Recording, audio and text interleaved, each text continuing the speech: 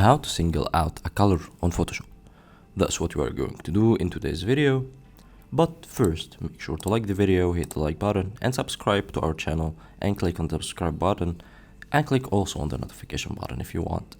And let's get started. So first of all, we're gonna unlock the background. As you can see, it's now a single layer.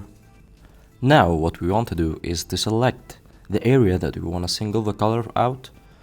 So we're gonna go to the quick selection tool and select the area that we want to single the color from. As you can see, we're selecting the yellow parts and the upper and inner parts of the flower. After that, we're gonna right click and select inverse to inverse our selection. After that, we're gonna go to adjustments, click on hue and saturation, go to saturation and go to the left to decrease the saturation until it becomes -100. And that's it. Now the color is singled out. Hope you guys enjoyed the video. Don't forget to like the video and subscribe to our channel if you're not yet subscribed. And also write down below in the comments any suggestion or question that you want. And have a nice day.